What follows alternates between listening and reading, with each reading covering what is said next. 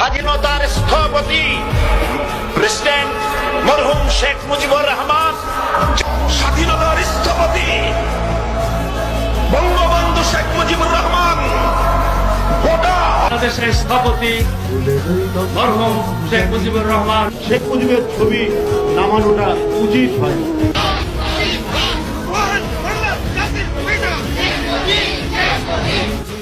মানে বাংলাদেশ বঙ্গবন্ধু একটা স্বাধীন দেশ, যার জন্ম না হলে আমি সেনাবাহিনী প্রধান হতে পারতাম না, যার জন্ম না হলে রাষ্ট্রপতি হতে পারতাম না, যার জন্ম না হলে এই সংসদে বক্তব্য দিতে পারতাম। বাংলাদেশের রাষ্ট্রের স্থপতি ও জাতীয় ইতিহাসের শ্রেষ্ঠ সন্তান মরহুম শেখ মুজিবুর রহমানের প্রতি শ্রদ্ধা নিবেদন করছি।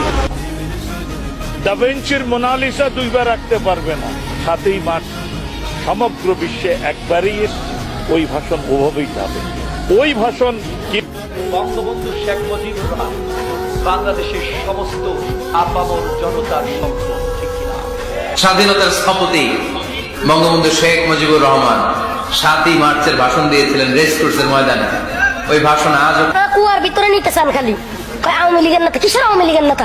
বঙ্গবন্ধু এ জাতির 18 কোটি মুসলমান, হিন্দু, বৌদ্ধ, খ্রিস্টান সকলের নেতা।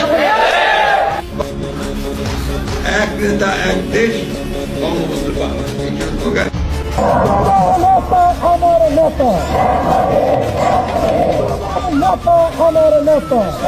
আওয়ামী লীগ দেশের স্বাধীনতা